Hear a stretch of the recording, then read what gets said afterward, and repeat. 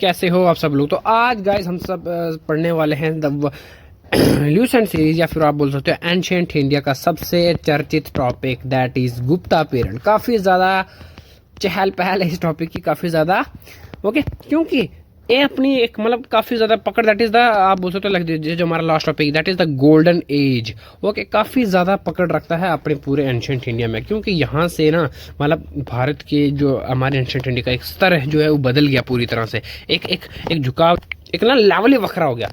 Okay, क्योंकि यहाँ से जो कहीं ना कहीं इंडिया ने ओवरऑल ऑलमोस्ट जो भी सारे इन्वेजन होते हैं उनको सर्व कुछ ख़त्म करके एक फाइनली एक डायनेस्टी, एक एम्पायर की जो है स्टार्टिंग कर दी थी उसके बाद, राइट। अच्छा, या मैं आपको आगे जाके बताऊंगा। तो सबसे पहले मैं आप सभी का एक बार वापस स्वागत करता हूं हमारे ल्यूसेंट सीरीज़ में गाइस, जो कि आज हमारा लेक्चर होने वाला है लेक्चर नंबर 15। तो 15 और ओके, तो 16 एंड 17 मतलब तब तक खत्म हो जाएगी। तो लेक्चर में आई होप कि खत्म हो जाए, क्योंकि आज का टॉपिक थोड़ा लंबा भी है। ओके, देखता हूँ क्या दो पार्ट्स में ना आए। तो 17 उसके बाद हम करेंगे पूरी एंशिएंट इंडिया के एमसीक्यूज करेंगे, देखेंगे हमने क्या सीखा, कुछ काम आया वगैरह नहीं आया।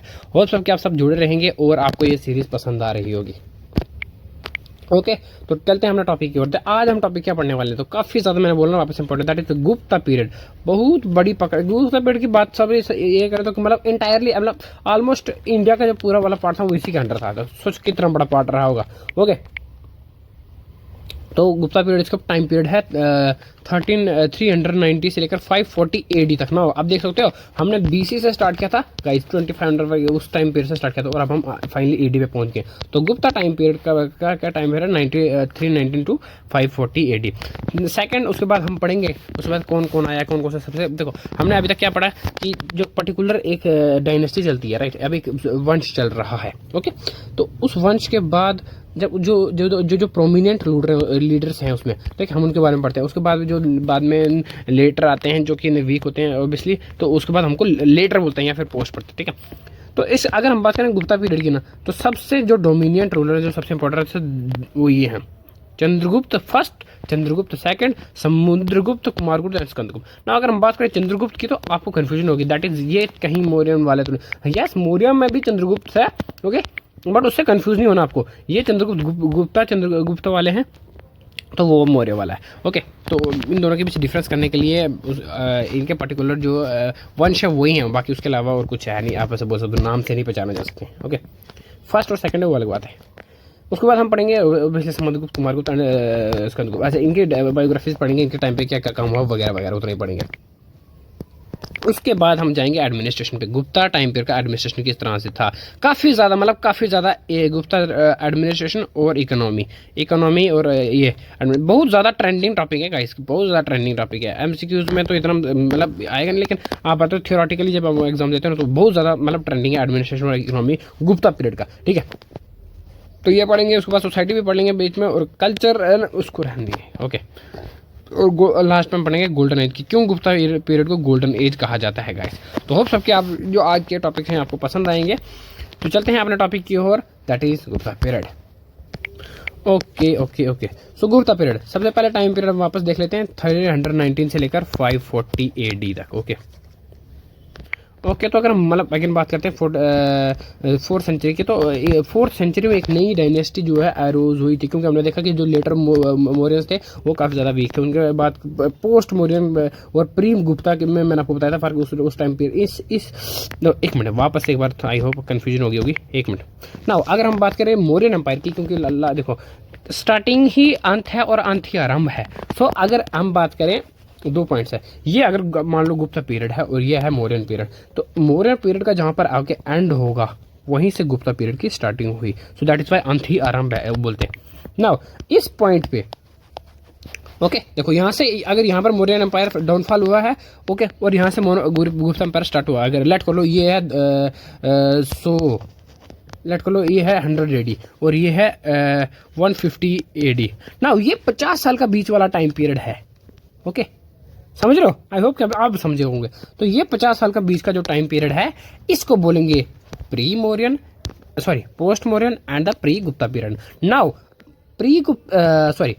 पोस्ट मौर्यन में और प्री गुप्ता पीरियड में जो भी डायनेस्टीज आई वो कहीं ना कहीं इतनी ज़्यादा डोमिनेंट नहीं थी, इतनी ज़्यादा पावरफुल नहीं थी कि वो लास्ट तक रूल कर सके। इसलिए उन सभी डायनेस्टीज को नाउ मौर्यन एम्पायर खत्म हो गया, उसके बाद पोस्ट मौर्यन चल रहा है जिसमें कि Kushanas and Kanva and old dynasty rule करी, और उन सभी को डाउनफॉल करके जो है वो गुप्ता पीरियड ऊपर आ गया। आई होप आप समझे होंगे ये वाला concept. Now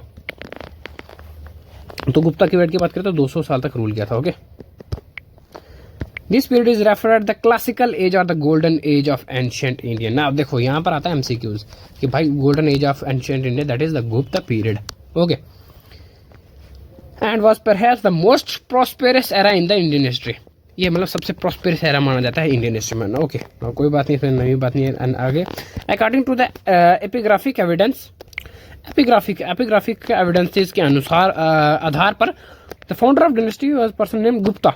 he use the simple letter that the Maharaja. ठीक है, गुप्त सरनेम आप बोल सकते हो, गुप्त के हिसाब से वो करता है ना। अगर हम गाइस बात करें ना फाउंडर की, तो श्री गुप्त को कहीं ना कहीं जो गुप्त एम्पायर का फाउंडर माना जाता है ना। यहाँ पर कंफ्यूजन आती है, मैं आपको बाद में बताऊंगा। ठीक है, तो मतलब अगर बात करें तो फाउंडर ऑफ श्री गुप्त गुप्त एम्पायर दैट इज श्री गुप्त, एंड श्री गुप्त के बाद उसका बेटा ने उसको सक्सीड किया था ना। श्री गुप्त के सबसे पहले अगर हम बात करें तो 240 से लेकर 280 टाइम पीरियड में इसने आपने उसको एस्टेब्लिश किया था। ओके, नेक्स्ट श्रीगुप्त और उसका बेटा जिसका नाम था ना श्रीगुप्त। सबसे पहले गुप्ता के टाइम पीरियड की बात करें तो गुप्ता के सबसे पहला ruler and ruler is Srigupta. इस बात को आपने ध्यान रखना है जो कि रिवॉल्यूशन में बताइए। सेकंड थिंग इज उसका जो बेटा, उसके बाद देखो श्रीगुप्त के बाद उसका बेटा आया घटोत्कच। ठीक है, उसका सक्सेसर जो कि 380 से लेकर जो कि 280 से लेकर ठीक है 319 तक चला। नाउ अब घटोत्कच को उसके बेटे ने सक्सीड किया। उसके बेटे ने, उसका नाम था चंद्रगुप्त फर्स्ट। समझे? अच्छा, नाउ ठीक है सर गाइस, तो समझे दैट इज गुप्त पीरियड की जो स्टार्टिंग वाला रूल था वो था श्रीगुप्त। उसके बाद आया उसका बेटा घटोत्कच एंड उसके बाद आया चंद्रगुप्त। ना अगर देखो यहाँ पर बात समझने वाली क्या है, यहाँ पर बात ये कि देखो सबसे पहले और अर्लियर रूलर कौन था? श्रीगुप्त। मतलब रूलर रहा होगा इतना, इसने ज़्यादा पावरफुल नहीं होगा, तो टेरिटरी कन्क्वेशन के पॉलिसी नहीं है। घटोत्कच ने भी उसको सक्सीड किया बट इतना ज़्यादा नहीं है। But the real founder of Gupta empire आता है चंद्रगुप्त गाइस। तो यहाँ पर बच्चों को काफ़ी ज़्यादा कन्फ्यूजन होती है कि मतलब क्या है द फाउंडर। एक minute, founder of Gupta period Gupta empire is Srigupta and the real founder of Gupta period is Chandragupta first. Now समझे, यही फर्क है। मतलब कहीं ना कहीं एक एरा जो है, एक डोमिनियंस है, वो इसके टाइम पीरियड से स्टार्ट होता है, बट रियल फाउंडर तो यही है। तो अगर रियल फाउंडर आया, द रियल आया तो मतलब चंद्रगुप्त है, और मतलब फाउंडर आया तो ये है।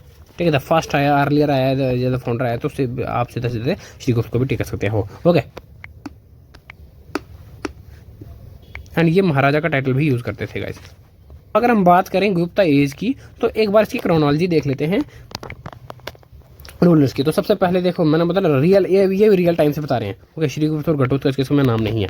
तो सबसे पहले चंद्रगुप्त था, ठीक है, जिसका टाइम पीरियड रहा 319 से लेकर 334 ईडी तक। उसके बाद समुद्रगुप्त आया 335 से लेकर 380 तक। रामगुप्त आया, इनका टाइम पीरियड आपको याद करने की जरूरत नहीं है, इतना जरूरी नहीं है। मैं बोल रहा हूँ ऐसा नहीं है कि करो ही नहीं, इतना मतलब इंपॉर्टेंट नहीं है, एग्जामिनेशन पॉइंट से पूछेगा नहीं, बट आपने फिर भी करना तो बहुत अच्छी बात, बहुत ज़्यादा अच्छी बात है। ओके, उसके बाद रामगुप्त आया 380 एडी में। रामगुप्त इतने डोमिनेट नहीं था, इसलिए उसके बारे में बताया भी नहीं है। ओके, ट्यूशन में। फिर उसके बाद चंद्रगुप्त 2 आया, जिसको विक्रमादित्य कहा जाता है। तो ये काफ़ी ज़्यादा इंपॉर्टेंट है। ओके, इसके बारे में बताया भी हुआ। इसका 380 से लेकर 414 तक काफ़ी लंबा टाइम रहा। ओके, उसके बाद कुमारगुप्त आते हैं। उसके बाद महेंद्रादित्य, जिसका स्कंदगुप्त बोला जाता है, महेंद्रादित्य आता है। उसके बाद उसका टाइम पीरियड नहीं बताया। उसके बाद स्कंदगुप्त आता है, स्कंदगुप्त फर्स्ट। उसके बाद आता है Purugupta, Kumaragupta second, Budhagupta, Narasimhagupta and last पे आता है कुमारगुप्त थर्ड, जिसका टाइम पीरियड बताया हुआ 467 से लेकर 540 तक लास्ट, मतलब यही रहता है। ओके, तो ये है गुप्तवंशी क्रोनोलॉजी। आई होप सबको ये रट होने चाहिए ये सारे रूलर्स के नाम। ओके, बात करें अगर चंद्रगुप्त फर्स्ट की, तो ये was the first Gupta ruler to assume the title of Maharaja. इससे पहले जो थे Shrigupta and Ghatotkacha was Maharaja and Chandragupta was the first in the ancient history who assume the title of Maharajadhiraj. मतलब राजाओं का भी राजा, एक महाराजा अधिराज। Okay, He strengthened his kingdom by matrimonial alliance with a powerful family of Lichavis, who were the ruler of Mithila. His marriage to Lichavis princess Kumara Devi brought him to Himnor's power, resources, and prestige. He took advantage of the situation and occupied the whole fertile Ganga Valley. Now देखो यहाँ पर दिमाग देखो बंदे का. Now अपनी मैंने बताया ना हमने एक BHIC 132 में आई थिंक पढ़ा था, मुझे याद है कि रूलर्स के बीच फाइट क्यों होती है, राइट? एक दो किंगडम्स के बीच फाइट क्यों होती है? Why? It's just because of the resources, बस not for the land. Okay, लड़ाई जो है ना कभी भी लैंड के लिए नहीं होती कि मुझे ये ज़मीन चाहिए. ज़मीन का क्या करेगा बंदा? खाएगा, मिट्टी खाएगा? नहीं. But it is always about the guys resources that कोई इंसान यहाँ पर रह रहा है. ओके, जंगली इलाका है वगैरह वगैरह सब कुछ ठीक है. ओके, तो सब कुछ मिल जाता है. लेकिन कोई एक डायनेस्टी यहाँ पर रह रही है, ठीक है, सब कुछ हाई रेटेड है. ओके, चारों तरफ से पहाड़ों से घिरा हुआ है, नदी बह रही है. ओके, अच्छा मानसून सिस्टम अच्छा है, नदियाँ बह रही हैं. ओके, लैंड सिस्टम अच्छा है, फर्टिलिटी है, पानी है, सब कुछ है. ना अब इस वाले किंगडम को, इस वाले को ये तो होगा कि मैं इस वाले एरिया को कनकर करूँ, है ना. इसके दिल में तो ये मंशा होगी कि मैं इसको कनकर करूँ. इसलिए नहीं कि भाई ये लैंड है, मेरे पास इतनी ही ज़मीन है, इसके पास इतनी है, क्यों मैं ले लूँ. बट नहीं, ये रीज़न ये नहीं है. रीज़न ये है कि इसके लैंड में इतने सारे सोर्सेज हैं, इसके लैंड में इतने सारे जो ऑप्शंस अवेलेबल हैं जो कि इसके पास नहीं है. So it is always about the sources that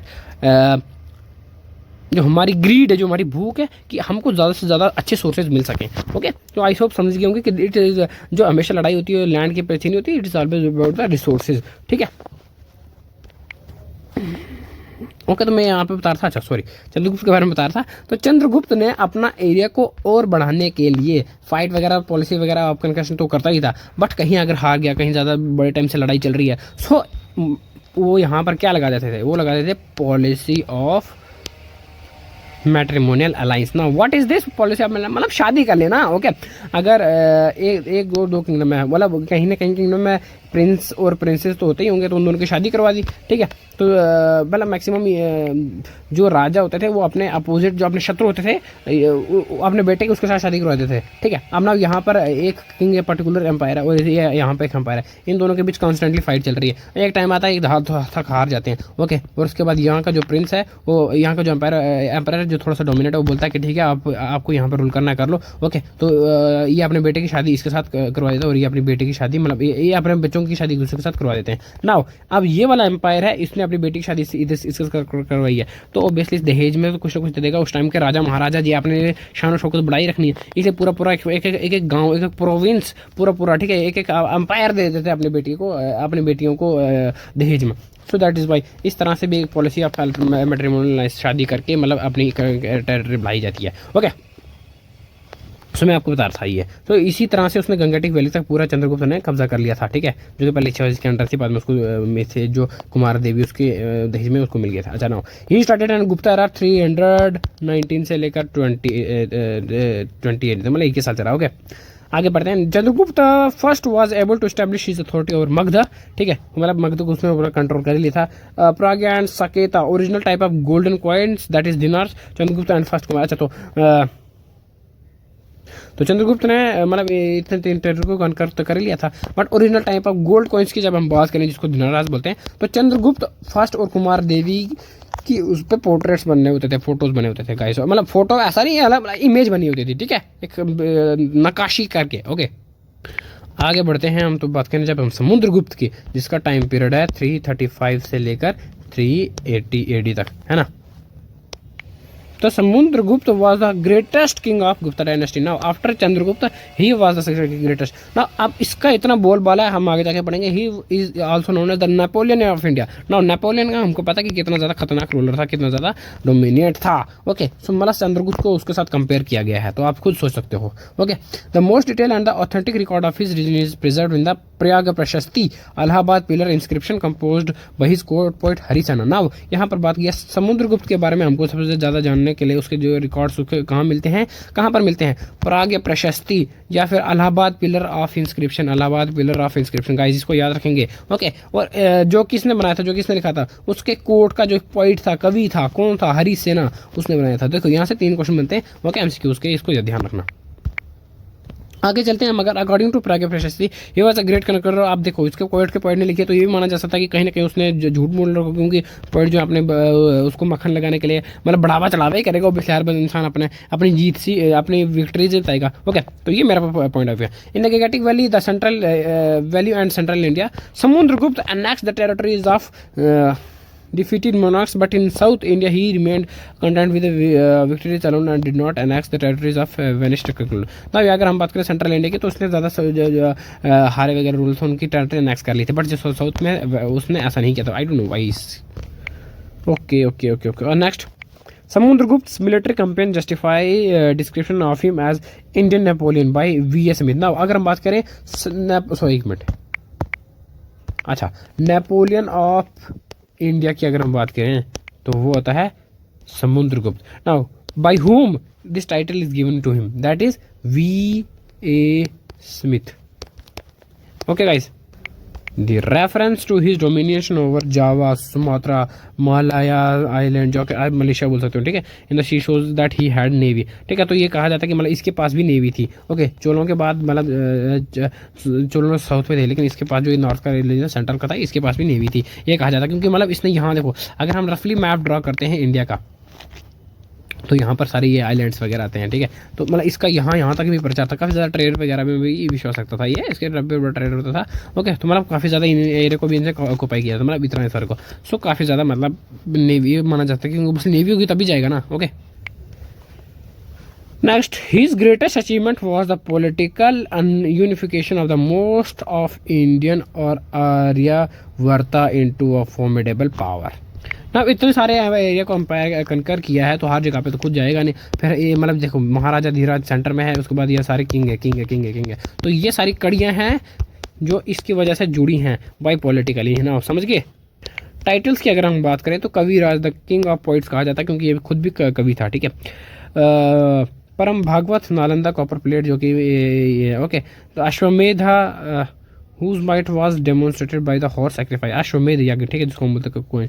ना Vikram, that is process coin आ गया। उसके बाद आ गया Sarvaraj Ochheta, that is uprooter of all kings, मतलब अपरूटर मतलब सबसे खत्म कर दिया सबको, अपरूटर बोलते हैं, जड़ से उखाड़ दे, पूरे वंश को खत्म कर देना, तो अपरूटर भी ये इसके टाइटल्स हैं। Okay guys, only Gupta ruler had the titles of Sarvaraj Ochhet. तो ये बोले थे ओनली गुप्ता रूलर से, ये ऐसे पैसा एक गुप्ता रूलर जिसके पास टाइटल था सर्वराज ओचेतर, मतलब समझ रहे हो, सर्वराज ओचेतर का मतलब क्या होता है, अपरूटर ऑफ ऑल किंग्स, मतलब इसने जिसके सामने जो आया था मतलब ऑलमोस्ट खत्म ही था। Okay, original type of gold coin that is not Garuda type. ठीक है, गरुड़ समझते हो ना यार, भगवान विष्णु का वाहन। ओके, एंड धनुर्धारी दैट इज आर्चर टाइप, उसमें मतलब ये सारे कॉइन्स में ये पोर्ट्रेट्स बनवाता था। ठीक है, ये axe type, okay, Ashwamedh type,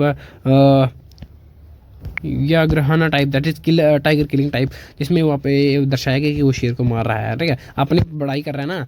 ठीक है, तो ये सारे टाइप से गोल्ड के ना, ये टाइप्स का मतलब समझ रहे हो, मतलब उस पर ये छपा हुआ था, उस पर ये बताया गया था। समुद्रगुप्त वाज अ वैष्णवी, अगर हम बात करें तो समुद्रगुप्त जो थे भगवान विष्णु के भक्त थे, दैट इज़ वाई, इसलिए मैंने बोला यहाँ पर गरुड़ टाइप का कॉइन उसने बनवाया था।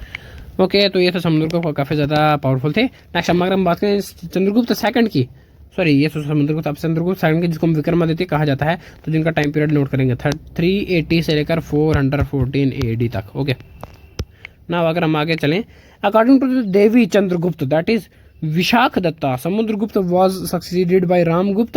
It seems Ramgupta ruled for a very short period, जैसे मैंने बताया था कितना इंपॉर्टेंट, इतना डोमिनेट नहीं था।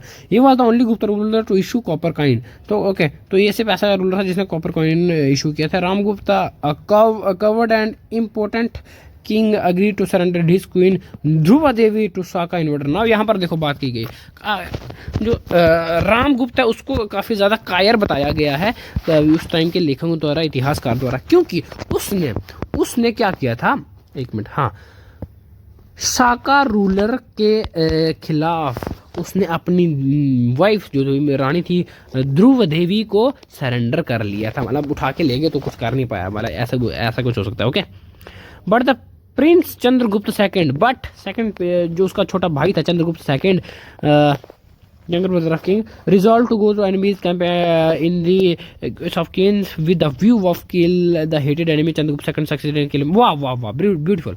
ना यहाँ पर जो रूलर है, जो राजा है, जो इस टाइम से किंग है, दैट इज रामगुप्ता, वो अपनी वाइफ ध्रुव देवी को खो गया है, उसको नहीं बचा पाया ना। उसके बाद उसका जो छोटा भाई है, younger brother, that is Chandragupta second, वो वहां पर जाता है। कहाँ पर जाता है? वो इन्वेडर दैट इज शाका के क्लेन में जाता है, कैंप में जाता है, और वहां पर उसको किलर को मार के उसकी वाइफ को लेके आता है। Okay, now it is just like a wow, है राइट, मतलब ये फिल्मी सीन हो गया, बट ऐसा हुआ है गाइस।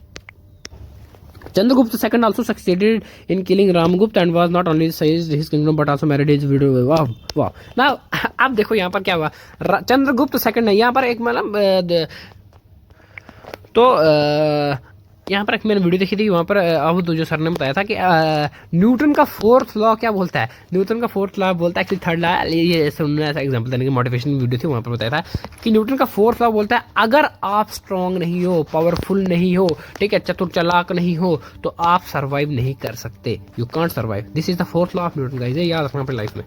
तो मतलब यहाँ पर भी यही अप्लाई हुआ, क्योंकि रामगुप्त जो कि अपनी वाइफ को बचाने में कामयाब नहीं रहा, तो इतने बड़े किंगडम को कैसे संभालेगा। सो चंद्रगुप्त ने उसको किल कर दिया, ठीक है, कहीं ना कहीं मार दिया। ना सिर्फ केवल मारा, ठीक है, तो चंद्रगुप्त सेकंड ने ना सिर्फ उसके जो बड़े भाई है दैट इज रामगुप्त, उसको मारा, बट आल्सो उसकी जो वाइफ है विडो के, उससे शादी कर ली, ध्रुव देवी। ओके, ना यहाँ पर चंद्रगुप्त सेकंड की वाइफ जो है अब हो गई है ध्रुव देवी, और चंद्रगुप्त फर्स्ट की वाइफ का नाम क्या था? सोचो गाइस, तो चंद्रगुप्त फर्स्ट की वाइफ का नाम आप भी पढ़ा इतना जल्दी, आई होप कि नहीं भूलेंगे, कुमार देवी। ओके, आगे बढ़ते हैं। Chandragupta second extended the limits by of empire by matrimonial alliance with the Nagas and Vakatakas and conquest western India. मतलब he marriage Kubera Naga of Naga dynasty and married his daughter Prabhavati Gupta with Vakataka princess Rudrasena second. यहाँ पर देखो गाइज, अब मैट्रिमोनियल अलायंसेस काफी ज्यादा चल रहे हैं। ओके, तो इसने क्या किया, इसने नागा डायनेस्टी की जो कुबेर नागा, उनके साथ शादी कर ली, और अपनी बेटी हिज डॉटर, जिसका नाम क्या था ना, अगर पूछा भी जाता किसी तरह, ये देखो यहाँ पर घुमा सकते हैं कि चंद्रगुप्त की बेटी का नाम क्या था, तो बोले कि कहीं पढ़ा ही नहीं है, ठीक है, तो पढ़ते आता कहीं लिस्ट में आया और पैसेज में चले गए और पढ़ के चले भी गए, तो हमको उसको याद नहीं रखते हैं। उसकी बेटी का याद रखना, चंद्रगुप्त सेकंड की बेटी दैट इज प्रभावती गुप्ता, उसकी शादी किसके साथ करवा दी थी उसने उसकी शादी वाकाटाका के जो राजकुमार थे दैट इज रुद्रसेन सेकंड, उसके साथ शादी करवा दी थी मैट्रिमोनियल अलायंस, और अपने जो भी इसका झगड़ा था, क्योंकि काफी उसने वेस्ट में इलाका कॉन्कर करना था, ठीक है। Now, as a result of overthrow of Shaka rule in the Western India, Gupta Empire extended up to Arabian Sea. He issued silver coin in the memory of victory over Shaka. He was the first Gupta ruler to issue silver coin and adopted the title Sakari, and Vikramaditya Ujjain seems to have been made the second capital of Chandragupta Maurya. Now, अगर हम बोलते हैं ना कि विक्रमादित्य चंद्रगुप्त मौर्य उज्जैन से, ये देखो यहाँ से रिलेटेड। अच्छा, नाउ यहाँ पर एक अच्छी बात बताई जा रही है, मैट्रिमोनियल अलायंस और कॉन्क्वेस्ट की पॉलिसी से जब उसने इतना सारा इलाका जो कॉन्क्वेस्ट कर लिया ना गाइस, उसके बाद लेट कर लो, अगर हम ये रफली ड्रॉ करते हैं मैप ऐसे, ओके, तो ये वाला गुजरात एंड सॉरी अभी मैप अच्छा नहीं बना, ओके, उसके सॉरी, तो एक मिनट वापस बना ही लेते हैं फिर।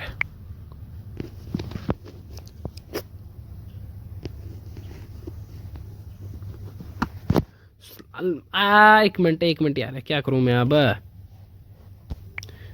रफली अगर मैं बताऊं तो ऐसा ही है मैप कहीं ना कहीं, ओके। तो उसने इतने सारे इलाके को तो कन्क्वेस्ट किया ही था, इतने सारे इलाके। अब ना उसने ये वाला इलाका भी कन्क्वेस्ट कर लिया, ये वाला भी कर लिया, ठीक है, क्योंकि हमने जैसे वेस्टर्नाइजेशन में उसके वेस्ट में आके उसने काफ़ी ज़्यादा ये कर लिया। तो जब उसने सारा इलाका कर लिया, तो उसने अरेबियन सी का कहीं ना ये वाला पोर्शन, अभी उस टाइम का पाकिस्तान तो था नहीं, तो ये वाला सारा इलाका कन्क्वेस्ट होने, तो हमको पता है यहाँ पर अरेबियन सी आती है, ठीक है। तो इसने इसी की खुशी में, इसी जीत में सिल्वर कॉइन्स जो हैं वो अनाउंस किए, सिल्वर कॉइन्स की इंट्रोडक्शन दी, ओके। तो ओके, तो इसीलिए इसने एक टाइटल भी लिया दैट इज साकारी। नाउ गाइस, अगर हम बात करें रीजन आपसे कहीं पूछ लिया जाए तो चंद्रगुप्त ने साकारी टाइटल क्यों लिया था, तो उसने जब अरेबियन सी पे साकास को खत्म कर दिया था और सिल्वर कॉइन्स लॉन्च किए थे, तो इसी ओवर खुशी में उसने किया था, ठीक है। उसके बाद उसने विक्रमादित्य का टाइटल भी लिया था, ठीक है, और अपनी सेकंड कैपिटल उज्जैन को बनाया था। आगे बढ़ते हैं। महरूली की अगर हम बात करें, नहीं है, जो कि कुतुब मीनार दिल्ली के पास पड़ता है, ठीक है। आयरन पिलर इंस्क्रिप्शन से that the king defeated the confederacy of Vangas and the Vahlikas now, इसको बोल सकते हैं। तो ये मतलब जो कुतुब मीनार के पास जो दिल्ली में एक आयरन पिलर इंस्क्रिप्शन है, तो ये बताया जाता है मेहरौली में कि उसने इंदौर को बनाया था। ओके, उसके बाद अगर हम जाएं तो हम आता है कुमारगुप्त फर्स्ट ना। कुमारगुप्त फर्स्ट का टाइम पीरियड आप देख सकते हो सामने सामने, दैट इज 415 से लेकर 555 एडी। तो Chandragupta second was succeeded by his सन कुमारगुप्त। ना यहाँ पर देख रहे हो गाइस, यहाँ पर लेगेसी चलती आ रही है, बेटे का बेटे का बेटे का बेटे का एक्सेट्रा, ठीक है। बस रामगुप्त के टाइम पर लेगेसी टूटी थी, रामगुप्त का उसके छोटा भाई बना था चंद्रगुप्त, उसका बेटा नहीं बना था। ओके, तो towards the end of his reign the Gupta empire was threatened from the north by the Hunas who was temporarily checked by his son Skanda Gupta ना। जब अगर एक गुप्ता एम्पायर कहीं ना कहीं अपने पीक पे आ रहा था, कहीं ना कहीं हमने खत्म की ओर आ रहा था, जितना बड़ा से बड़ा एम्पायर होगा, इस बड़ा से बड़ा एम्पायर ना कहीं उसका टाइम आएगा ही आएगा, कोई ना कोई वीक रूल रहेगा या कुछ ऐसा रीजन होगा तो खत्म होने वाला है। तो यहाँ पर कहीं ना कहीं गुप्ता एम्पायर भी कहीं ना कहीं अपने डाउन की तरफ चलता आ रहा है, क्योंकि जो सारे मेन रूल खत्म होते जा रहे हैं। ओके, तो नॉर्थ से उसको काफ़ी ज़्यादा प्रॉब्लम आ रही है, क्योंकि कहीं ना कहीं जो इन्वेजन होने लग गया था, ठीक है, शाकास का, वो स्टार्ट हो गया था ना। Kumaragupta was a worshipper God Kartikeya, ठीक है। कार्तिकेय अगर बात की जाए तो हु इज कार्तिकेय, तो Kartikeya that is the all mighty, the कालों के काल, महाकाल, महादेव के जो बेटे हैं, ठीक है। तो वो उनको कहा जाता है कार्तिकेय। ना महादेव भगवान, शिव जी भगवान के दो बेटे माने जाते हैं, दैट इज गणेश भगवान एंड द कार्तिकेय। कार्तिकेय तो जो कुमारगुप्त थे वो कार्तिकेय भगवान के भक्त थे। ओके, आगे चलते हैं। He founded the Nalanda Mahavira which developed into a great centre of learning. तो काफ़ी ज़्यादा इंपॉर्टेंस है इसकी इस चीज़ में।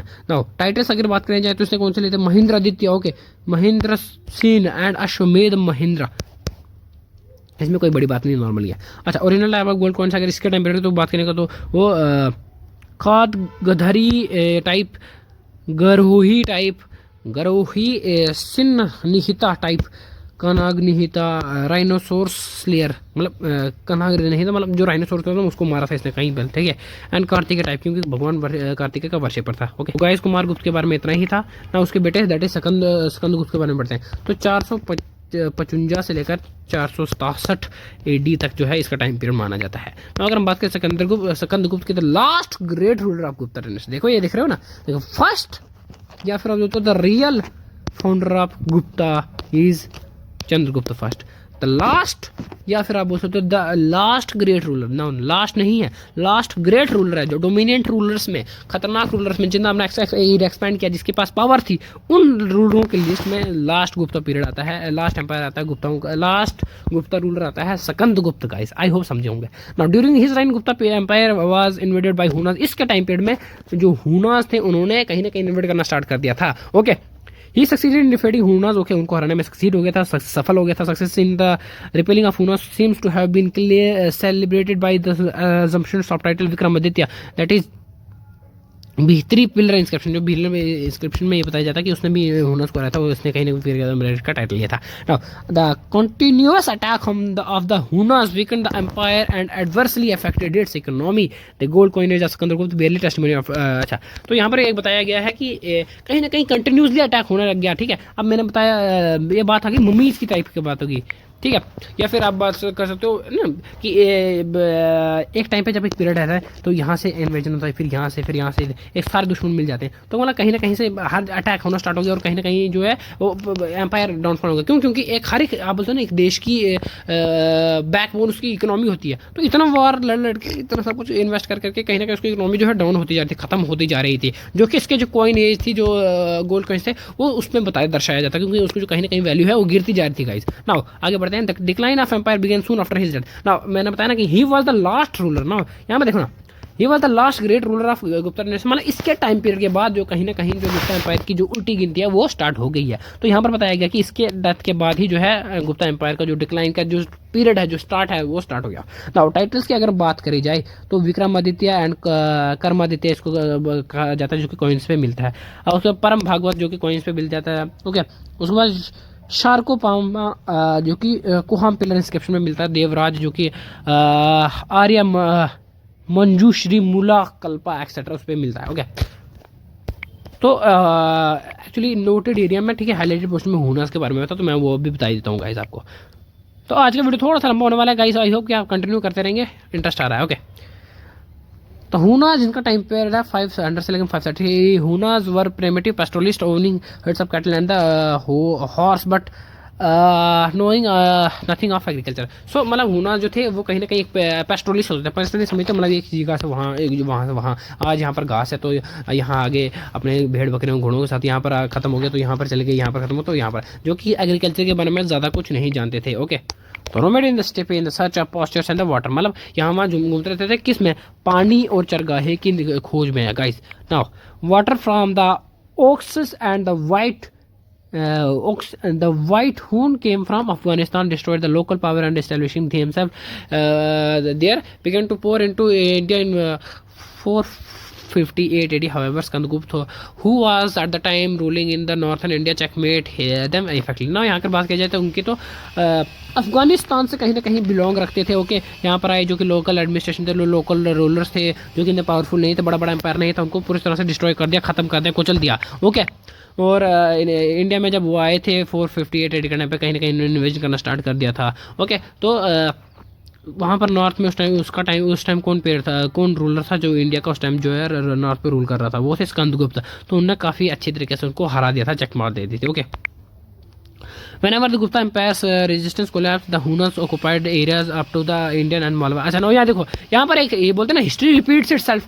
जब एंशिएंट टाइम की बात करें तो जब चंद्रगुप्त मौर्य से पहले, सॉरी मौर्यन एम्पायर से पहले, जब हम देखते थे कि लड़ाई के बाद, ठीक है, पोर्स की लड़ाई के बाद कितना ज़्यादा जो है वो पॉलिटिकल इंस्टेबिलिटी आ गई थी पूरे एरिया में। ठीक है, उसी का फ़ायदा उठा के सीधा सीधा जो है चंद्रगुप्त मौर्यन एम्पायर ने अपना जो मौर्यन एम्पायर की स्थापना कर दी। तो वैसे ही यहाँ पर बताया गया डाउनफॉल जैसी हुआ, दैट इज जो great rulers, that is the great empire Gupta का, जैसे गुप्ता का जैसे डाउनफॉल होना स्टार्ट हो गया तो इन्होंने सीधा आके मौका जकड़ लिया और इसको ऑक्यूपाई कर लिया। Okay, there were two powerful Huna rulers, दो पावरफुल रूलर्स थे, यही इनका नाम पूछ सकते हैं। ठीक है, that is Toramana and his son Mihirakula. Mihirakula तो मतलब काफ़ी ज़्यादा इंपॉर्टेंट, इनका नाम भी आते हैं बड़े बड़े। ठीक है, दे रूल ड्यूरिंग 500 to 530 यानी 330 साल तक राज किया। Okay, Mahirkula Shivati was a processor of Buddhism in 530 AD. Hunas were uprooted by Yashodharman and of Mandsaur. ठीक है, तो यहाँ पर बुद्धिज़्म में कहीं ना कहीं महिरकुला का इंटरेस्ट बाद में बन गया था और 530 AD में उनको किसने ख़त्म किया था हुनास को, यहाँ पर पूछा जा सकता है। That is Yashodharman. Okay, Yashodharman of Mandsaur. Okay, और हम पढ़ते हैं वाकाटाका के बारे में पढ़ते हैं। तो 3rd सेंचुरी से 5th सेंचुरी के टाइम पीरियड में जो वाकाटाका, एक minute, Vakataka were the most important power and held sway over the parts of Deccan and the central India. देखो ये वाला इस वाले, देखो कहीं ना कहीं इस वाले इलाके में। ठीक है, ठीक है, सातवाहना के फॉल के बाद एंड चालुक्य के राइज के पहले। ठीक है, द फाउंडर ऑफ वाकाटाका। तो इनका टाइम पीरियड क्या मतलब, सातवाहना और चालुक्य जो थे दो बड़ी ज़्यादा बड़ी टेरिटरी थी। ना ये फिर वही वाली बात आ गई कि मौर्यन एम्पायर का last post Mauryan and pre Gupta, ये कंसेप्ट मैं बड़ी बार समझा सकता हूँ। ठीक है, तो उसके बीच में काफ़ी ज़्यादा डायनेस्टीज हमने पहले पढ़ी थी कि वो अपराइज हुई, तो बस ये बिल्कुल वैसा ही है। ठीक है, तो वाकाटाकास इन दोनों डायनेस्टीज के बीच के टाइम पीरियड में आई थी। ओके, तो फाउंडर की अगर बात करें जाए डायनेस्टी की, तो विंध्या शक्ति को कहा जाता है, विंध्या शक्ति देखो, वाकाटाका इज टू विंध्या शक्ति, इससे आप याद रख सकते हो। Okay, Vindhya Shakti was succeeded by his son Pravarasena. ठीक है, तो विंध्य शक्ति के बाद उसका बेटा आया परवरसेना। ठीक है, who was the real founder of Vakataka empire. तो ये फिर बात वापस आ गई ना, देखिए श्रीगुप्त, तो उसका बेटा आया घटोत्कच और उसका बेटा आया चंद्रगुप्त, कहीं ना कहीं इसका पोता और मतलब इसका बेटा। तो इसको द फाउंडर इसको बोला जाता है, श्रीगुप्त को गुप्ता एम्पायर का रियल फाउंडर बोलते हैं चंद्रगुप्त को। वैसे ही वाकाटाका का फाउंडर कहा जाता है किसको यार, विंध्य शक्ति को। ओके, और उसके बाद रियल फाउंडर बोला जाता है परवरसेना, उसके बेटे को, राइट। और रियल फाउंडर का मतलब सिर्फ इतना ही है क्योंकि उसका टाइम में ज़्यादा कहीं ना कहीं एरिया को पाई किया होगा, टेरिटरी को पाई किया, बस इतना ही मतलब है। Okay, now he was the real founder of empire. He performed 4 Ashvamedha यज्ञ। 4 अश्वमेध यज्ञ जो है परवरसेना के द्वारा किए जाते हैं। After his death empire was divided. देखो इसके डेथ के बाद जो एम्पायर डिवाइड हो गया था, फिर रुद्रसेन फर्स्ट आया, who took over the regions of main branch, northern branch and was contemporary of Samudragupta. ठीक है, तो Rudrasena first was succeeded by Prithvisena first and he was contemporary of Chandragupta second. तो इन टाइम पीरियड में चल रहे हैं, मतलब ये आया तो चंद्रगुप्त रूलर में ये था। अब देखो उसके बाद पृथ्वीसेन को जब उसका बेटे ने रुद्रसेन को जब उसके बेटे पृथ्वीसेन ने आया था तो उस टाइम चंद्रगुप्त सेकंड था। ठीक है, Chandragupta married his daughter Prabha. देखो मैंने हमने पहले पढ़ा था ना कि रुद्रसेन के साथ चंद्रगुप्त के बेटी की शादी हुई थी, तो यहाँ देखो ये आया। उसके बाद पृथ्वीसेन को उसके बेटे ने, रुद्रसेन सेकंड ने, इसने अपने दादा के नाम पर रखवाया था इसके बाद, ठीक है। तो रुद्रसेन सेकंड जब डाइड हो गया after short reign 5 years living behind 2 minor son. उसके बाद उसके 2 बेटे थे, ठीक है, दिवाकर सेन एंड दामोदर सेन, ठीक है। तो प्रभावती गुप्ता जो है ruled the regent of okay, मतलब प्रभावती गुप्ता कौन थी? चंद्रगुप्त सेकंड की बेटी, ठीक है। उसने अपने बेटे के अथॉरिटी पे रूल किया था काफ़ी टाइम तक, ठीक है, क्योंकि उनका जो बेटा बाप था वो मर गया था, ओके। तो Damodar Sen became ruler with the name Prabhavar Sena ना। अगर यहाँ पर बात की जाए तो चंद्रगुप्त की बेटी जो प्रभाव सेना का जो बेटे थे 2, ठीक है। कौन 2 बेटे थे? दिवाकर सेन एंड दामोदर सेन। उसके बाद दामोदर सेन है वो रूलर बने जिनको किस नाम से जाना गया? दैट इज प्रभासेन सेकंड, ठीक है। प्रभासेन सेकंड, प्रभासेन सेकंड कंपोज्ड ना, यहाँ पर प्रभा है, यहाँ ये एक्चुअली प्रभा सर है, तो इसको प्रभासेन सेकंड कहा गया। एडिटिंग मिस्टेक है, ओके। सेकंड कंपोज सेतुबंध या फिर रावा ना हो, दैट पोइट्री जो है मराठी स्क्रिप्ट में लिखी गई है, तो इसने कंपोज किया वो, ओके। तो ये था। अब हम पढ़ेंगे उसके सोसाइटी के बारे में सबसे पहले गाइस। तो गाइस नेक्स्ट अगर हम बात करें तो एडमिनिस्ट्रेशन पढ़ते हैं गुप्ता एम्पायर का। तो अगर एडमिनिस्ट्रेशन की हम जब बात करें तो काफ़ी ज़्यादा इंपॉर्टेंट आता है, मैंने आपको जैसे पहले बताया। तो centralise control was not fully realised under Gupta as it had been under the Mauryas, ठीक है। तो जैसे मौर्याज के अंदर सेंट्रलाइज था वैसे गुप्ता के अंदर नहीं था। पहली बात, Gupta administration was thus highly decentralize and patrimonial bureaucracy reached its logical conclusion in hereditary grants it reflected quasi federal character of economy. तो मतलब देख सकते हैं कि काफ़ी ज़्यादा उसके जो पहले मौर्यन एम्पायर का था उसको तो फॉलो नहीं करते थे, ये बात लगती है। It comprised network of self-governing tribes and tributary kingdom, and their chiefs often served as representative of imperial power. The Gupta king took accelerated titles like Maharaja, Dhiraj, Samrat, Ikdairaj, Chakravarti and all that, ठीक है। तो ये सारे titles लेते थे, कुछ नहीं इसमें भी आगे। Gupta Kings were assisted by council of minister. Gupta Kings को मंत्री परिषद या पर महामंत्रिमंडलम बोलते थे। एक्सिस्टेंस ऑफ काउंसिल इम्प्लीमेंटेड थे। अच्छा, तो इस बात की क्या सबूत है कि ये इनका मंत्री परिषद होता था? तो Allahabad Prince pillar of inscription में हमको देखने को मिलता है, ठीक है। नेक्स्ट आगे की अगर हम बात करें तो decentralisation of administrative authority begin during the Gupta period. हमने जैसा कि पहले पढ़ लिया, क्योंकि इकोनॉमी डिसेंट्रलाइज है तो ऑब्वियसली ये तो साबित हो गया कि इस टाइम पीरियड से डिसेंट्रलाइजेशन स्टार्ट हुई थी, okay. It was during the Gupta rule that the village headman became more important than the before. इससे पहले जो है विलेज का हेडमैन जो था, एक ग्रामीण, जिसको आप आज के टाइम में सरपंच बोलते हो, तो उसकी इतनी इंपॉर्टेंस थी। लेकिन जो गुप्ता टाइम पीरियड, उसके टाइम पीरियड में इंपॉर्टेंस ऑफ सरपंच आ गई, okay. The village headman, that is ग्रामीण ही बोला जाता है जिसको, okay. Now in the Gupta period for the first time Gupta military organization was fed by character throughout the emperor had the large standing army, ठीक है। इस चीज़ के टाइम पर large standing army बनी रही, उसको permanent army बोलते हैं। Now in the Gupta period for the first time civil and criminal law was clearly defined and demarcated. Civil law क्या होता है और सामाजिक लॉ और क्रिमिनल लॉ क्या होता है, ओके। मतलब किसी का मर्डर वगैरह करना वो अलग आ गया क्रिमिनल लॉ, ओके। किसी ने किसी की चोरी कर दी, लोन नहीं चुकाया, और भी बड़े सारे केसेस तो वो अलग सिविल लॉ में आ गया। तो इस तरह से इससे पहले मतलब ये होता था कि that is you are criminal and you did it just crime, nothing, no definition की कौन सा क्राइम क्या है। लेकिन आज टाइम उस टाइम पे सिविल लॉ अलग है, उसकी पनिशमेंट अलग है, उसकी प्रोसेस अलग है, और क्रिमिनल लॉ अलग है, उसकी पनिशमेंट अलग है, समझ गए। तो गुप्ता टाइम पीरियड में सबसे पहली बार सिविल लॉ और क्रिमिनल को डिफाइन किया गया guys, okay. Now Gupta period, Gupta king depended primarily on land revenue, obviously क्योंकि उस टाइम में सोर्स ऑफ अर्निंग तो और कुछ था ही नहीं, ओके। वेरिंग फ्रॉम 1/4 गाइस, 1/4 मतलब या फिर 1/6 ऑफ लैंड रेवेन्यू लेते थे। नाउ अगर 1/4 और 1/6 का मतलब समझ आता हूँ, ऑब्वियसली तो छोटी सी बात है, ठीक है। अगर हम बात करें जाए, अगर एक किसी किसान की इतनी लैंड है, तो अगर हम उसको 4 हिस्सों में बांट देना गाइस, तो उस 4 हिस्सों में से अगर मैं लेट कर लूँ उसने कितना उगाया है, कितना भी फसल हुई है, अगर उसकी जो फसल है, उसकी जो अमाउंट है, उसकी जो क्वांटिटी है, उसको हम 4 हिस्सों में बांट दें, तो उसका एक हिस्सा, उसका पूरा एक हिस्सा वो उसको जो है किंग को, दैट इज एडमिनिस्ट्रेशन को देना पड़ता था। So this is land tax, ठीक है। दिस इज 1/4 या फिर कहीं कहीं ये 1/6 भी है, ठीक है।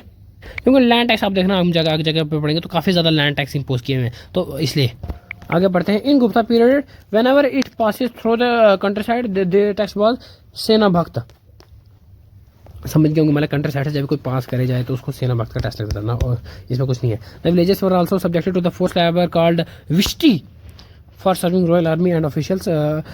Period also experienced excess of land. Now the Gupta period also experienced excess of land grants. ठीक है, इस टाइम पर में लैंड ग्रांट्स भी काफ़ी ज़्यादा दी जाती थी। नो एक मिनट, नो अगर देखो यहाँ पर कोई आर्मी जा रही है कहीं लड़ाई करने, रॉयल में आसपास करने, तो उसको कहीं एक दिन के लिए पड़ाव डालना पड़ा, ठहराव डालना पड़ा किसी गांव के किनारे, तो उस गांव को उसकी सेवा करनी पड़ती थी, सर्व करना पड़ता था। ऐसा फोर्स लेवल भी बोल सकते हो, तो ठीक है, कहीं ना कहीं जो विलेजेस को आर्मी में फोर्स लेवल भी करना पड़ता था, तो इसको बोलते थे vishti guys. Okay, serving the royal army. Next अगर हम बात करें इसकी सोसाइटी की ना, तो सोसाइटी के बारे में पढ़ते हैं। The varna system begins to get modified in the proliferation of caste. This was chiefly due to three factor. Large number of foreigners have been assimilated into the Indian structure, primarily were known as Kshatriyas. There was large absorption of tribal people in the Brahminical society through the land grants. The accumulated tribes were absorbed into the Shudra Varmans. Guilds of craftsmen were often transformed into the caste as a result of decline trade and center and the colonial. तो यहाँ पर जो है वर्ण system है जो वो पहले की तरह नहीं रहा, काफ़ी ज़्यादा मॉडिफिकेशन आ गई। क्यों? हमने पहले ही पढ़ा था, अगर हम आप बात करो, हमने अपनी मेरे सीरीज BHIC 132 देखी होगी, तो उसमें हमने बहुत अच्छे से पढ़ा था कि किस तरह से ना अगर कास्ट सिस्टम डिवाइड हो रही है। हमने पढ़ा कि बाहर से ह्यूना आए, इनो ग्रीक्स आए, ठीक है, और भी सारे जो कहीं ना कहीं कम्युनिटीज़ यहाँ पर आती हैं, जो यहाँ पर लेट करो बाद में बस गए, है ना। अब उसके बाद क्या हुआ, वो अगर किसी पर्टिकुलर सोसाइटी में रह रहा है, समाज में रह रहा है, एम्पायर में रह रहा है, तो उसको अपने आप को वहाँ में ढालना पड़ेगा, तभी वो वहाँ पर रह पाएगा गाइस। ओके, सो जो बाहर के लेट को लोग, अगर ह्यूना का कोई बड़ा किंग है जैसे माहिर, उसने यहाँ पर एक रूलर है जिसने इन्वेट किया, इतनी सारी टेरिटरी को कनकर कर लिया, 100 साल हो गया या पर 50 60 70 साल हो गया, वो यहाँ पर रूल कर रहा है, ठीक है। तो बाद में वो भी कहीं ना कहीं इस कम्युनिटी के, इसके जो रिलीजन कल्चर को अडॉप्ट करेगा, ठीक है। तो जो अब लेट को लो बाहर का आया हुआ ह्यूना है, लेट को लो ना, हमने ह्यूना की इन्वेजन देखी है, तो वहाँ का जो कोई रूलर है, तो लेट को लो, तो उसका नाम है ए। तो उस रूलर ने यहाँ के जो सोसाइटी को अडॉप्ट कर लिया ना। अब रूलर है तो वो कौन से कास्ट में जाएगा, क्योंकि कास्ट के जो सिर्फ 4 डिवाइड थे, दैट कौन सी, ब्राह्मणीय, क्षत्र, वैश्य एंड शूद्र, ठीक है। ब्राह्मण बन नहीं सकता क्योंकि ब्राह्मण के सिर्फ एक ही शर्त थी कि जन्म से बन सकता है, ठीक है। और वैश्य तो बनेगा नहीं क्योंकि ट्रेडर तो बनेगा नहीं, मर्चेंट तो है नहीं, ओके। शूद्र तो ओबियसली सोच भी नहीं सकते हो, तो क्या ही कम्युनिटी बची, दैट इज क्षत्रिय। तो इससे क्या होने लगा, जो बाहर से जो भी सारे इन्वेट करने लगे, क्षत्रिय की कहीं ना कहीं की पॉपुलेशन क्षत्रिय में जो ज़्यादा से ज़्यादा बढ़ने लगे। क्यों? क्योंकि क्षत्रिय ही है कि कहीं ना कहीं ब्राह्मण के बाद जो सबसे ज़्यादा डोमिनेंट, जो सबसे हाई क्लास में थे, तो ओबियसली सारे को क्षत्रिय को अडॉप्ट करने लगे। ओके, कहीं ना कहीं मॉडिफिकेशन देख रहे हो आप कास्ट में। ओके, लार्ज नंबर पे ब्राह्मण्स को लैंड ग्रांट्स दी जाने लगी एंड ऑल सॉर्ट, ये सारी चीज़ें चारों रीजन्स हैं। Okay, now the social position of Shudra seems to have been improved in this period. They were permitted to listen to the epics and Puranas, also worship to the god Krishna. Now देखो यहाँ पर कहीं ना कहीं एक आप बोल सकते हो एक उनको प्रोत्साहन मिला, एक सांस बोलते मिलते बड़ी देर के बाद उनको एक कुछ मिला, दैट इज शूद्र को अलाउ कर दिया गया, उनकी जो कंडीशन थी वो अच्छी होगी, उनको epics like Mahabharata, Ramayana and all that and Purana, ठीक है। जैसे हिंदू धर्म में कितने पुराने गाइस, इतने 18, ओके। तो वो उनको सुन सकते हैं आप, वो कम से कम उनको सुन सकते हैं, अपने भगवान की पूजा कर सकते हैं, दैट इज कृष्णा, ओके। तो ये अब तक कहीं ना कहीं हुई थी, इससे पहले वो भी अलाउड नहीं था। आगे पढ़ते हैं। From around 3rd century onward the practice of untouchability appears to have intensified and their number registered as a rise. The Katyayana, a Smriti writer of Gupta period, was the first to use the expression asprasya to denote the untouchable. Now यहाँ से untouchability के जो कहीं ना कहीं वो start होगी ना। मैंने आपको पहले बताया था ये 4 कास्टें होती हैं, ठीक है, दैट इज ब्राह्मण, क्षत्रिय, वैश्य एंड शूद्र। आपने अब आप बोलोगे कि अभी ये बोल रहे थे कि जो कहीं ना कहीं कम्युनिटी की जो वो अच्छी हो गई थी, इंप्रूव हुई थी। नाउ इनके अलावा भी बाद में एक कास्ट बनाई गई थी, एक सोसाइटी बनाई थी, दैट इज अनटचेबल, अछूत जिनको बोला जा सकता है। काफ़ी वर्स्ट कंडीशन थी यहाँ पर, मैं आपको बताऊंगा इनके बारे में भी। BHIC 132 में हमने बहुत अच्छे पढ़ा, आप जाके उस प्लेलिस्ट में जाकर देख सकते हो, ठीक है। तो ये था यहीं से जो है कहीं ना कहीं जो ज़्यादा अनटचेबिलिटी की जो राइज पे आ गया स्टार्ट हो गया, बहुत ज़्यादा पीक पे होना स्टार्ट हो गया था, ओके। तो कात्यायनी जो था जो पहले राइटर थे जिन्होंने अनटचेबिलिटी के बारे में बताया था, ओके। वुमेन की जो पोजीशन थी वो डिट्रॉइट हुई थी बुरी हाल से, ओके। और जो पॉलीगेमी थी, मतलब एक से ज़्यादा शादी करना अलाउड था। ना अर्थव्यवस्था, इकोनॉमी की अगर हम बात करें, ओके, तो it is argued that by many scholars that the state was exclusive owner of land. The most decisive argument in the favor of exclusive state for ownership of land is Pahatput copper plate inscription of Buddha Gupta. तो ये कहा जाता है कि जो land, जो किसान है जो उस पर खेती कर रहा है, ठीक है, वो ओनर नहीं है उस लैंड का, वो ओनर नहीं है। The real owner is the state, the power, the supreme, okay, the king. तो वो रूलर है, वो रियल ओनर है। आप तो एज ए वर्कर उस पर काम कर रहे हो, एज अपने खाना खाने के लिए एक जो उसका 1/4 हिस्सा जो आपको मिल रहा है वो है, मतलब एक जो 3/4 हिस्सा जो मिल रहा है वो है, बट बाकी जो है वो सारे स्टेट की है। ओके, आगे बढ़ते हैं। From the economic stand point we may classify land under Gupta period into 5 group. अगर हम बात करें जाए इकोनॉमिक पॉइंट ऑफ व्यू से, तो गुप्ता पीरियड में जो लैंड है वो 5 हिस्सों में बांट दी गई थी, 5 कैटेगरी में बांट दी। That is kshatriya bhumi, cultivable land, ठीक है, क्षत्र भूमि, ठीक है, जिसको बोलते हैं कल्टीवेबल लैंड, जहाँ पर खेती वगैरह की जा सकती है। खिला, wasted land, okay, waste land. वस्तु, जैसे भूमि, वस्तु भूमि जैसे हैबिटेबल प्लेस, मतलब जहाँ पर लोग रह सकते हैं और जहाँ पर लोग घर वगैरह बना सकते हैं। चारगाह भूमि नाम से पॉस्चर, जहाँ पर लोग अपने भेड़ बकरियाँ गाय वगैरह चराने जा सकते हैं, ठीक है। अपरहता भूमि, फॉरेस्ट लैंड, ओके, जंगल। तो काफ़ी ज़्यादा, बहुत अच्छी यार, देखो इन्होंने कितने अच्छे तरीके से जो 5 तरीके से जो लैंड को क्लासीफाई किया है। ओके, सो सबसे जैसे उन्होंने कल्टीवेबल लैंड, वेस्ट लैंड, ठीक है, habitable land, okay, pastures and forest, इन 5 चीज़ों में डिवाइडेड है लैंड। देखिए यहाँ पर आंसर कुछ फंस सकता है। In the Gupta period, land survey is evident from the Pune plates of Prabhavati Gupta and many other inscriptions. An office named Pushtapala maintained record of all land transaction in the district, and Gupta issued large number of gold in the ancient India. But in gold content, Gupta coins are not so pure as Kushana. Now, अब यहाँ पर देखो कितनी अच्छी बात बताई है। Office होता था, मतलब कि लैंड ट्रांजैक्शन हमने यहाँ पर पढ़ा कि एक्सेस ऑफ लैंड ट्रांजैक्शन सबसे ज़्यादा गुप्ता पीरियड में भी हुई थी। ओके, तो ब्राह्मण्स को काफ़ी ज़्यादा लैंड डोनेट करते थे, ठीक है। तो उसको एक रिकॉर्ड मेंटेन करने के लिए, ठीक है, इन्होंने एक ऑफिस रखा था, एक पर्टिकुलर डिपार्टमेंट, एक ऑफिशियल था, इसको बोलते पुष्टपाला बोलते थे गाइस। यहाँ पर इंपॉर्टेंट है पुष्टपाला, जो कि लैंड ट्रांजैक्शन की हिस्ट्री रिकॉर्ड रखता था। ओके, उसके अलावा यहाँ पर बताया गया कि जो इनका जो हमको बोलते हैं कि गोल्डन टाइम हम सबसे ज़्यादा एंशिएंट इंडिया का वो है गुप्ता पीरियड। लेकिन गुप्ता के जो गोल्ड कंटेंट था, जो गोल्ड कॉइन थे, वो हुनास कुषाण के कंपैरिजन में इतने ज़्यादा प्योर नहीं थे, ठीक है। कहीं ना कहीं थोड़ी जो मिलावट मिल जाती है। लेकिन हम फिर हमको कुषाण का टाइम पीरियड क्यों नहीं बोलते हैं गोल्डन एज का, गुप्ता का क्यों बोलते हैं? क्योंकि गुप्ता जो है इंडिया के थे, लेकिन कुषाण इन्वेडर थे, इसलिए हम बोलते हैं Gupta first Indian golden period of India, that is Gupta period. Okay, और अगर हम बात करें Guptas also issued good number of silver coins for local exchange. हर एक बंदा जो विलेज पोर इंसान है वो गोल्ड के कॉइन तो खरीदने पाएगा, गोल्ड यूज नहीं, तो इसलिए उसके लिए सिल्वर कॉइन भी अवेलेबल थे। नाउ द गुप्ता के copper plates are very few and compare to those of Kushana which है so that use of money did not touch compare. अच्छा, तो गुप्ता के जो कॉपर कॉइन्स थे वो कंपेरिजन में, कुशान के कंपेरिजन में काफ़ी ज़्यादा जो है वो कम थे, बट ठीक है, जिससे पता लगता है कि वो जो कॉमन पीपल थे वो काफ़ी ज़्यादा इतना टच के साथ नहीं, इतने यूज टू नहीं थे कॉपर कॉइन्स ज़्यादा। ना Gupta period witness decline a long distance trade, ठीक है। सो उसने काफ़ी ज़्यादा लॉन्ग डिस्टेंस ट्रेड का जो है सामना किया, क्योंकि हमने देखा ना कि इतनी ज़्यादा एम्पायर है, इतनी ज़्यादा बड़ी इकोनॉमी है, तो इन्वेजन काफ़ी ज़्यादा स्टार्ट हो गया, जिसकी वजह से उनकी जो इकोनॉमी डाउन हो गई थी, ठीक है।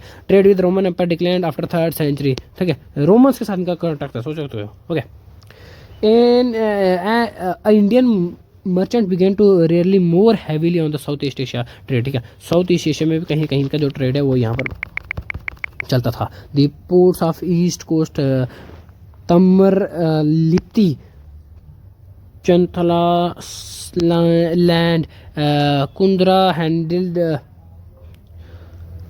North India trade with the Southeast Asia and those of West Coast, both Chaul, Kalyan, Cambay traded with the Mediterranean Sea West है। तो यहाँ पर ये ट्रेड पोर्ट्स हैं, इनको आप याद रखना।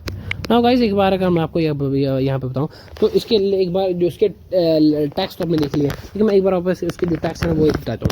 तो सबसे पहले है ना एक टैक्स इसका ये यहाँ पर लगाते थे भागा, BHAGA, जो यहाँ पर मेंशन नहीं, मैं आपको बता रहा हूँ एक्स्ट्रा, ठीक है। तो भागा, इसका मतलब क्या होता था? इसका मतलब था Kings customary share of the produce normally amounting of 1/6 of produce paid by the cultivator, जो कि हमने पहले पढ़ा था। ओके, उसके बाद एक और टैक्स होता था यहाँ पर, दैट इज ये था भागा, और ये दूसरा है भोगा, भोगा BHOGA। इसका मतलब होता था periodic supply of fruits, wire fruits, flowers etcetera which villagers have to furnish. अपने राजा वगैरह को खुश करने के लिए, अपने सब कुछ देने के लिए कहीं ना कहीं विलेजर्स जो है वो मतलब जो कि फल फ्रूट लगा किसी का सीजन है वो देना अपने मतलब राजाओं को, ठीक है, फ्लावर्स या लकड़ियाँ वगैरह, ठीक है। तो ये भी जो है विलेजर्स ही देते थे। ओके, उसके बाद देखो टैक्स था, दैट इज बाली, BALI, ना ये क्या था, ओरिजिनली इट वाज, अगर देखा जाए, ठीक है एक मिनट वाले, तो अगर देखा जाए originally it was a voluntarily offering by the people to the king. देखो voluntarily offering by the people to the king. Okay, voluntarily का मतलब अपने दिल से देना चाहता है। बट यहाँ पर देखो लास्ट में जो है ट्विस्ट क्या आता है।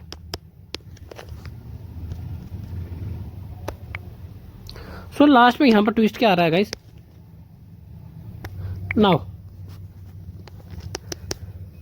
But later it became compulsory. देखो पहले में वॉलेंटियरली है, बाद में जैसे जैसे उनको आदत होगी, अब क्या है राजा को घर बैठे मिल रहा है, तो बाद में वो कंपलसरी हो गया, वो टैक्स उन पर लगना, ठीक है। तो भली बाद में compulsory during the Gupta period seems to have been additional and the oppressive taxes को माना गया है। उसके बाद एक और टैक्स आता है, ठीक है, दैट इज उपारी का, UPARIKA। ना यहाँ पर बोलते हैं कि देखो इसलिए समझते हो कि 1/6 क्यों लगाया है। देखो ऐसा नहीं कि सिर्फ राजा बड़ा अच्छा है जी सिर्फ 1/6 ले रहा है, तो 1 2 इतने टैक्स लगा के कहीं ना कहीं जो फार्मूला के उसके पास कहीं ना कहीं अगर देखा जा सकता है तो 2/6 बचता है लैंड का। अगर 6 से बने हैं तो 6 के में से 4 जो है वो जो है राजा को देता है, उसके लिए सिर्फ 2 ही बचते हैं। तो देख रहे हो इतना। अब उपारी का ना, उपारी का क्या है जो भी हमने पढ़ रहा था उपारी का, तो an extra tax level on the all subject, एक एक्स्ट्रा टैक्स। सो ये है टैक्स सिस्टम ऑफ उस टाइम पीरियड का। नाउ गाइस काफ़ी एक नोट है, नोट का मतलब समझ ना, दैट इज एक इंपॉर्टेंट इन्फॉर्मेशन थी, वो मैं आपको बताता हूँ। Now Manusmriti was translated in English under the title of institute of Hindu law by William Jones. देखो यहाँ पर बताया गया मनुस्मृति को जो है इंग्लिश में ट्रांसलेट किया गया था बाय किसने, विलियम जोन्स थे। यहाँ पर बहुत फेमस क्वेश्चन है। देखो ये मनुस्मृति को इंग्लिश में कन्वर्ट किया था विलियम जोन्स ने। वो उसको क्या टाइटल दिया था, इंस्टीट्यूट ऑफ हिंदू लॉ, मतलब क्योंकि मनुस्मृति हमको पता कि जिसमें हिंदू के लॉ के बारे में बड़ा कुछ बताया गया, जिसको डॉक्टर भीमराव अम्बेडकर ने जलाया भी था। नाउ अभिजनन शकुंतलम की अगर हम बात करें, अभिनव शकुंतलम की was translated by English to William Jones ने भी, ये भी विलियम जोन्स ने ही ट्रांसलेट किया था इंग्लिश में। Kalidas was known as Shakespeare of India. Okay, तो ये कुछ इंपॉर्टेंट मतलब मिसलिनियस है, ये बता देना। ओके, उसके बाद अगर हम पढ़ते हैं मिरीचकातिका, अगर कहीं पर मतलब मेरे प्रोनाउंसिएशन में गलती हो तो I am so sorry. Clay art, इसको क्ले आर्ट बोलते थे। Okay, love story of poor ब्राह्मण चारुदत्ता एंड वाइटरस कोटसन वसंत सेना is notable on the realistic diplomat of city. देखो यहाँ पर भी लवेरिया हो गया है, मतलब एक प्रेम कहानी बताई जाती है उसमें, बताई गई है उसकी, ठीक है। Kamasutra is the earliest book on sex, ठीक है। तो सेक्स पे जो सबसे अर्लीस्ट बुक अगर हम देख सकते हैं इंडियन हिस्ट्री में, तो कामसूत्र ने कहीं ना कहीं सेक्स एजुकेशन को भी प्रमोट किया है इन्होंने। ओके, उसके बाद Brahma Siddhanta was translated in Arabic under the title of Sindh Hind, ठीक है। जो ब्रह्म सिद्धांत जो कि हमारे है बुक है, ठीक है, थी, उसको अरबिक में ट्रांसलेट किया गया था। देखो कहीं ना कहीं मैं सारा हमारा इंडिया का कंटेंट लेके सारे लोग बाहर जो फॉरेनर्स थे अपना बताते हैं। देखो उसको अरबिक में ट्रांसलेट करके उसको क्या दिया गया था, सिंध हिंद। ओके, नाउ एक लास्ट जो हमारा टॉपिक है गाइस कि गुप्ता पीरियड को क्यों जो है गोल्डन एज कहा जाता है, क्या ये रियलिटी है या फिर मिथ है, कोई एक मनगढ़ंत कथा है। तो जो आर्गुमेंट्स है सबसे पहले क्या है, there were political units foreign rules and the completely removed peace and the prosperity prevail. So इसलिए मे बी ये गोल्डन एज था, ठीक है। एनलाइटेड कैरेक्टर ऑफ गवर्नमेंट, ठीक है, जो government taxes were light punishment and mills. देखो ये बोल रहे हैं टैक्सेस वर लाइट, कहीं हालांकि ये मुझे कहीं ना कहीं लगता है मिथ है, क्योंकि अभी हमने वगैरह 5-10 कितने टाइप के तो टैक्स थे, तो यहाँ पर बताया था कि टैक्स कम थे, गवर्नमेंट अच्छे से व्यवहार करती थी, क्रिमिनल्स को पनिशमेंट देती थी, इसलिए गोल्डन एज था। जो कि मुझे ये वाला पॉइंट तो गलत लगा, मैं सेटिस्फाई नहीं हूँ। Okay, revival of Hinduism but there was tolerance of all religions. यहाँ पर बताया जा रहा है कि कहीं ना कहीं जो कहीं पॉलिसी ऑफ टॉलरेंस लगाई गई है कि हर धर्म के लिए वो है, लेकिन हो सकता है। Okay, use of Sanskrit develop and art of literature flourish during this period. ये कहा गया है कि इस टाइम पीरियड में संस्कृत जो है काफ़ी ज़्यादा डेवलप हो गई थी। ओके, और उसी के साथ जो है आर्ट एंड लिटरेचर को भी काफ़ी ज़्यादा प्रमोट किया गया। हो सकता है क्योंकि हमने पढ़ा जाएगा समुद्रगुप्त के बारे में कि he is the poet, Kaviraj कहा जाता, तो उस टाइम पीरियड में कहीं I think art and culture को प्रमोट किया गया होगा, ठीक है। The great personage like Kalidas, Amir Sen, Dhanvantari, Aryabhatta, Vanshila etcetera live during this period. तो इस टाइम पर सारे ग्रेट पोइट्स लिए। तो यस कहीं ना कहीं मतलब बोल सकते हो कि यस ये रीजन से सेटिस्फाई हो सकता है बंदे, यस दैट इज वाई इसको गोल्डन एज कहा जा सकता है। ओके, इसके अगेंस्ट क्या है जिनको लगता है कि नहीं ये गलत नहीं है, ये पीरियड जो है गोल्डन एज नहीं हो सकता। Now existence of too many feudatories, ये इसलिए भी नाउ ओके ये जो सारे पॉइंट्स पढ़े इसमें हमने रीज़न पढ़े कि क्यों है। अब जो ये हैं इसमें हम पढ़ेंगे कि क्यों नहीं है, उसको गोल्डन एज क्यों नहीं कहा जा सकता। तो सबसे पहले क्यों नहीं कहा जाता, क्योंकि टू मेडी फेडरेटरीज इतने सारे जो अधिकारी हैं, ठीक है, श्री सिंहासन को लेने के लिए इतने सारे जो लोग आए हुए हैं, तो उसके वजह से क्योंकि हमेशा कंप्लीट ने कहीं ना कहीं टेंस सिचुएशन रहेगी, लड़ाई का माहौल रहेगा। Absence of large central army and bureaucracy, क्योंकि लड़ाई होती रहेगी, जो आर्मी मंत्री मरती रहेगी, और इतने ज़्यादा उनके पास लोग थे नहीं, इतनी ज़्यादा लार्ज आर्मी थी नहीं, ठीक है, तो इतने ज़्यादा लार्ज आर्मी नहीं होगी तो किस तरह से कहा जाएगा। और डेवलपमेंट ऑफ फ्यूडल एलिगमेंट्स, जिससे इंक्रीज लैंड ग्रांट्स एंड, हमने ये बात सही है कि इतने ज़्यादा लैंड ग्रांट्स, इतनी ज़्यादा टैक्सेस लगाए हुए थे, तो फिर किस तरह से इसको आप गोल्डन एज बोल सकते हो। Decline of trade with goods, हमने जैसे पहले पढ़ा कि रोमन के साथ उनका 3rd सेंचुरी में जो है ट्रेड कहीं ना खत्म होगा, तो इसकी वजह से भी इसको golden age of ancient India नहीं कहा जा सकता। Okay, decline of urban centre से, जो अर्बन सेंटर से वो भी सारे डिक्लाइन हो गए। इन केस ऑफ वर्ण डिस्टिंक्शन ऑफ द सोशल, ना अगर बात करें सोसाइटी के हिसाब से, तो वर्ण सिस्टम जो था, वर्ण सिस्टम वो भी काफ़ी ज़्यादा प्रचलित हो गया। हमने पढ़ा कि 4 जो शूद्र थे उसकी जो इंप्रूवमेंट तो होगी, लेकिन उसके बाद अनटचेबिलिटी जो काफ़ी ज़्यादा पीक पे चली गई। तो ये थे 5-6 आर्ग्यूमेंट जो थे उसके अगेंस्ट। दैट इज़ वाई कि जो गुप्ता पीरियड उसको गोल्डन एज नहीं कहा जा सकता, और ये है आर्ग्यूमेंट जिनके आधार पे कहा जा सकता है। तो गाइज आप अपना कमेंट, अपना पॉइंट ऑफ व्यू हमको कमेंट में बता सकते हैं कि क्या आपको लगता है कि गुप्ता एज जो है गोल्डन एज माना जा सकता है या नहीं। इसी के साथ मिलेंगे नेक्स्ट टॉपिक में। आज का टॉपिक काफ़ी ज़्यादा लंबा रहा, I am so sorry guys, लेकिन आई होप कि अगर हमने एक बार स्टार्टिंग वाले 5 मिनट देखेंगे तो क्रोनोलॉजी बन गई यार गाइज, बहुत ज़्यादा मजा आया। आपके साथ मिलते हैं नेक्स्ट टॉपिक में। Thank you and bye bye.